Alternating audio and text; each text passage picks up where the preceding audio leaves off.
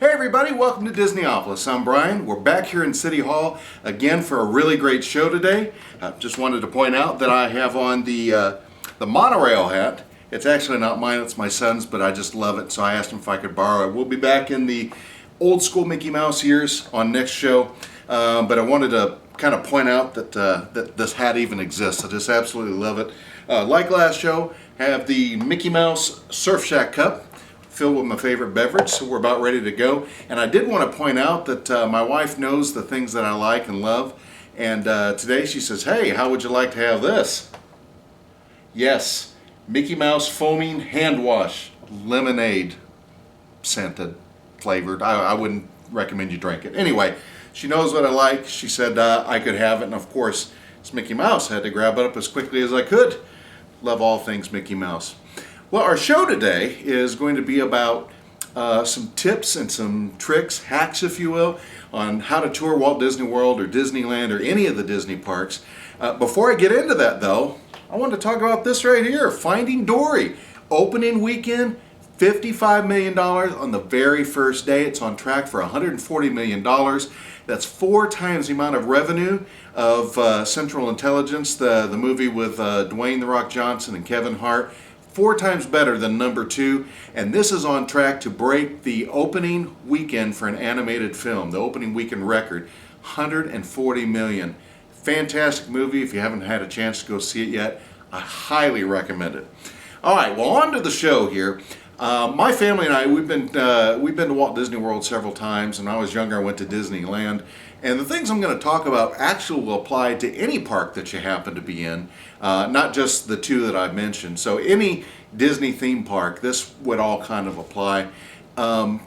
We have gone and we have done it all kinds of different ways. We've done it the typical tourist way where you just step into the park and you do what most people do, which is go to your left and go around, hit a few things in between, get hot, get frustrated, wait in line for several hours, and then go back to the hotel room and not want to show up again until much later that day, if not the next day. And then you've got all that pressure on you because you've just spent a lot of money on these trips.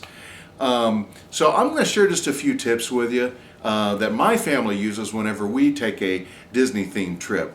Probably the first one that I wanted to tell you about is book early. And what I mean by book early, I'm saying as soon as you know you're going to go on a Walt Disney World trip, or you're going to go on a Disneyland trip, or any other Disney theme park, book it early. See, if you go through Walt Disney Travel Company, which is what my family likes to do, what we will do is we'll take advantage of the fact that we don't have to plunk down a whole bunch of money all at one time. See, we have a family of 6 people, so it's a lot of money to take a Disney trip. So we take advantage of the fact that they let you put down a small deposit at the time you make your reservation, which is usually $200, and then they require that you have it paid off within 45 days of your trip.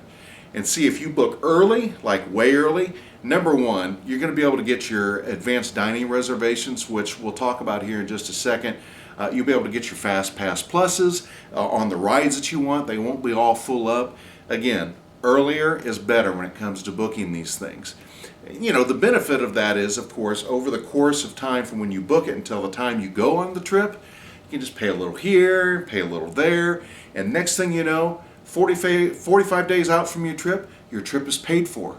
All you have to do is relax, get excited, watch your Disney movies, do all the things that you do right before a Disney trip. But that's the first piece of advice that I would give you. Seriously, earlier you book, the better. The second benefit with that is, and I just kind of alluded to it, is your advanced dining reservations.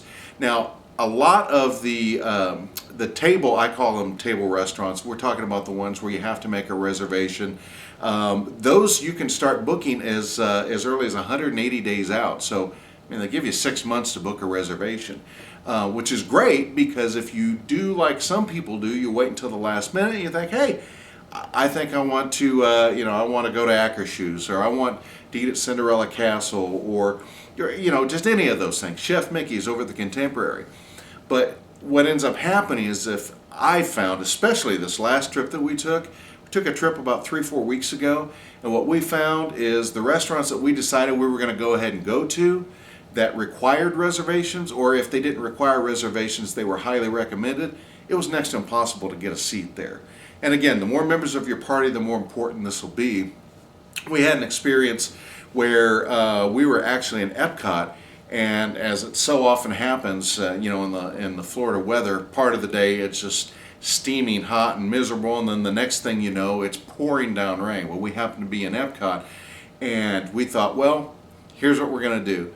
Because our whole plan for the day had just been to kind of graze around World Showcase and just eat whatever we could, whatever we could find that appealed to us at that time. And we thought we'll just do counter service. What happens is when it starts raining really heavy, or if it gets really, really hot, is you'll see people wanting to flock in there for the shade or take cover from the rain. And the next thing you know, your counter service meals, they're full up if they've got any kind of seating at all. So we were kind of faced with the arduous task of locating in pouring rain a restaurant that either didn't have a huge long wait, for standby seating, or one that we could make a reservation on the fly. Fortunately, we were able to do that. We were able to make a reservation, but long story short, if it were me and you have an idea what you're going to want to do, especially if you have an idea what you're going to want to eat, whether it's Kona Cafe, or as I said, Akershoes, or a character meal, a character dining of any type, or any sit-down restaurant like that, make sure you get your reservations made early. That way you're guaranteed you have a table. Second thing is fast passes, which I kind of alluded to too.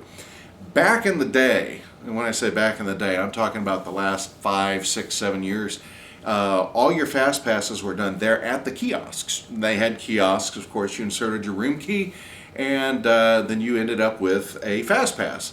And it had a 1-hour window like they do now.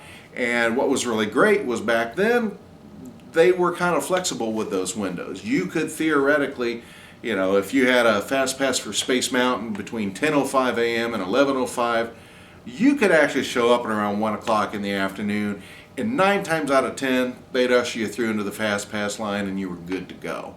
Not so anymore. Now that they've got the magic bands, they're really kind of strict on your fast passes. And there are a few places you can still go using your, if you've got a room key, or if you're using the magic band, where you can go and you can still pick up an on-the-fly fast pass, but it's not as convenient as it used to be. So again, my recommendation is, as soon as you've made that reservation, paid your deposit, they're going to send you email information if you do email, which most of us do, and they're going to allow you to start choosing your FastPass Plus experiences. And again, earlier is better. They're not going to be full up. Our trip, as I kind of mentioned, the one we took 3-4 weeks ago, we kind of had a strange situation where I didn't think I was going to be able to go. Rest of my family, I said, absolutely, you got to go. It's Walt Disney World. Why wouldn't you go? And then I found out a week before, hey, I get to go. And so I went looking to make sure I was trying to see if I could get my FastPass Pluses at the same time as my family.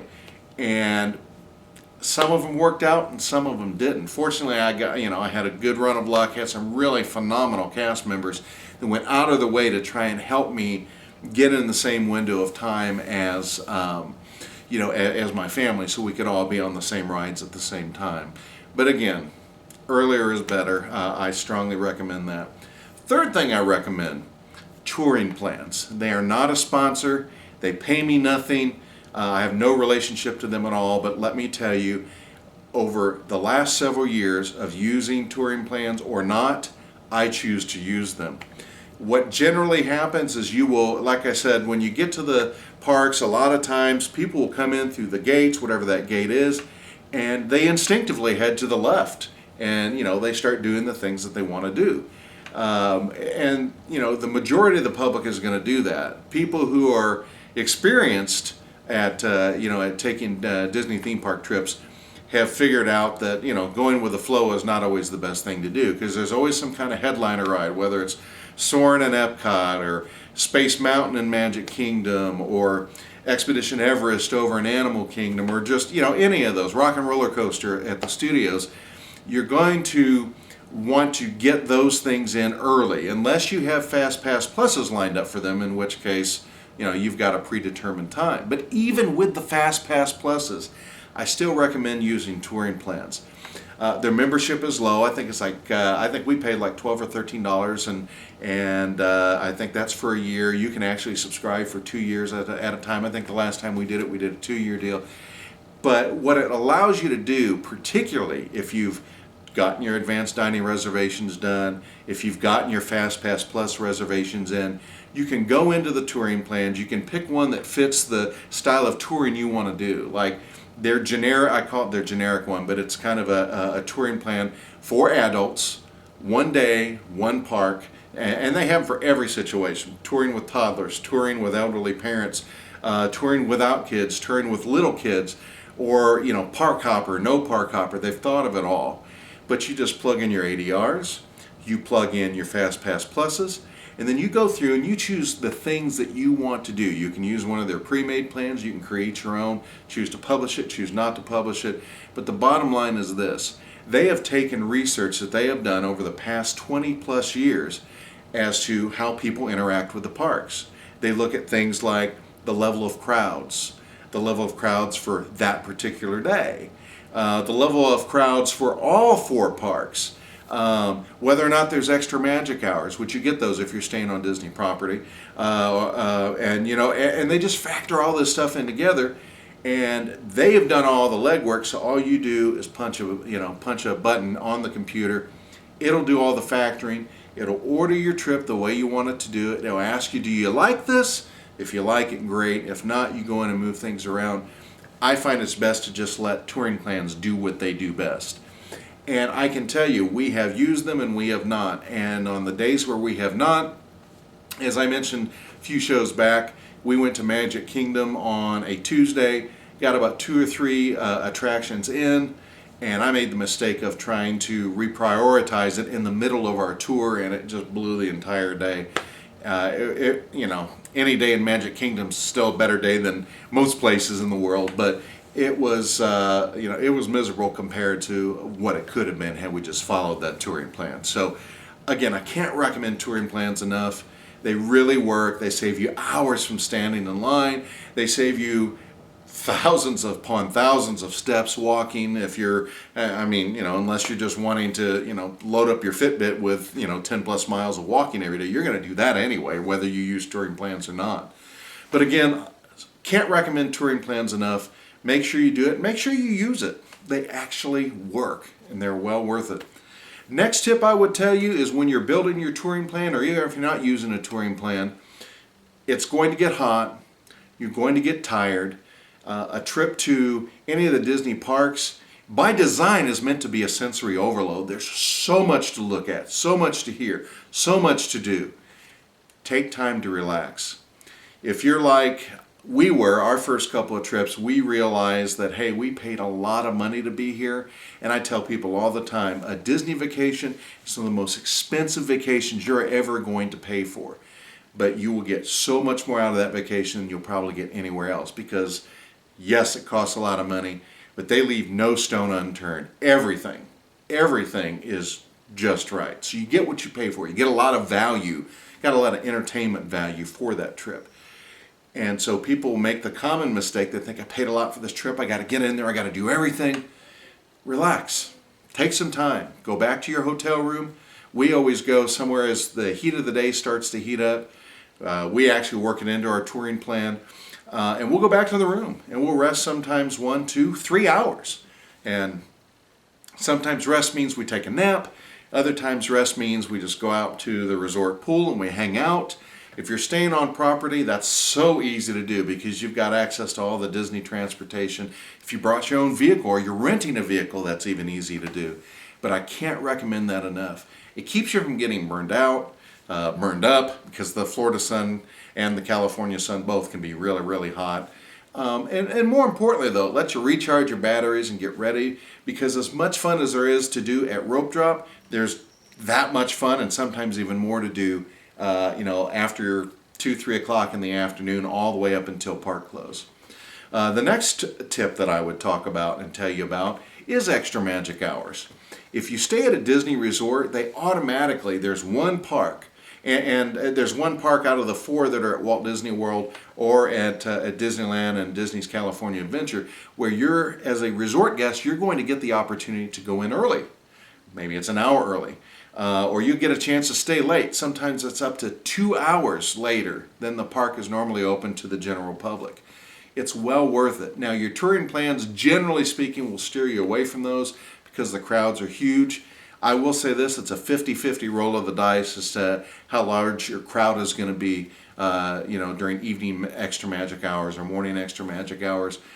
If it's in your, if you've got nowhere to be, you don't have any ADRs, you don't have anything in particular, you're just going to kind of lounge around, all the more reason to go back to the room and take a nap, because when you come back in, you could be staying, I've seen the park open as late as 1, 2 o'clock in the morning. And it's a really great time. It's got a different feel to it, particularly Epcot and Magic Kingdom. They just have a different feel to them much later, in the evening into the wee hours in the morning. Disney Springs is great during that time of night too, for the few places that are still open that late. Lots of restaurants, so obviously a lot of those will be staying open late too. But again, take advantage of that, which brings me to my next thing, which is stay at a Disney resort.